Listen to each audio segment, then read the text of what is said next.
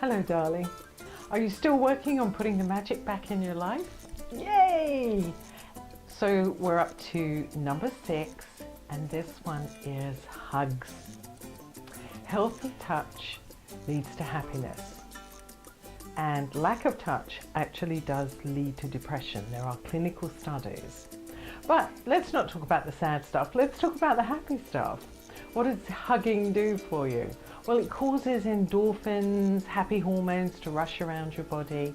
It reinforces that connection that I was talking about earlier when we were talking about community and how important that is to our lives. Touching people reinforces that. So there's a little adage that goes 10 hugs a day for maintenance, just to keep you healthy, and everything after that is a bonus. So if you're not getting your 10 hugs, I think it's time for you to start looking for them. Go out and get hugged. Go out and give hugs.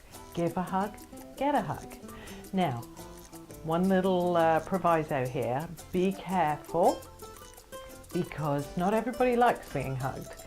So one of my golden rules with hugging is that you definitely must ask first.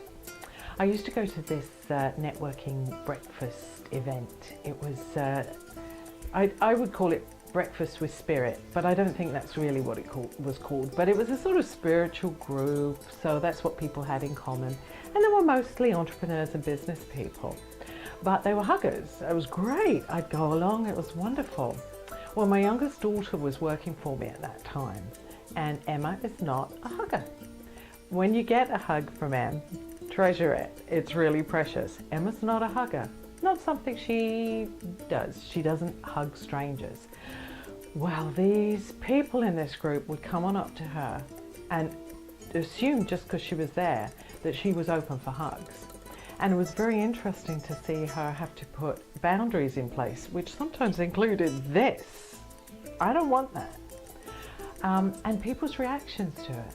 And some people would chastise her and tell her to get over it.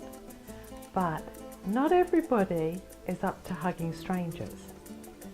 Like I say, when you get a hug from Emma, you really know you've got one.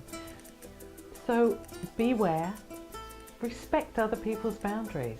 But I think you'll be very pleasantly surprised to find out how many people actually will say yes, they'd love a hug. So your mission, go out and spread the hugs. Now, there were studies done back in the 50s when I was born, way back in the dark ages then, that were done with little monkeys actually. I won't go into it because it's sad. We're doing happy. But they did prove that healthy touch actually leads to a healthier body. Body, mind, spirit and emotions, I'd go as far as to say. But healthy touch is very important.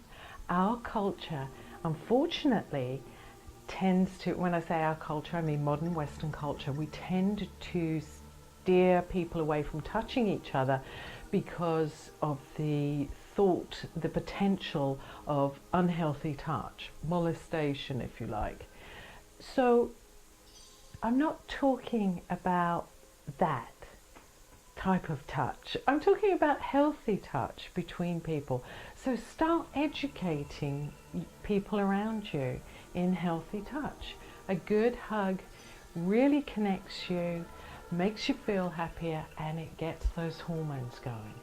So giving you a big cyber hug here. I'm signing off with just a reminder. Hope you've picked up your goodies, your freebies from JacquelineFairbrass.com. And I hope you're enjoying this, because the next one's number 7. So I'm off to have a cup of tea and go and see if I can find someone to hug. See you soon.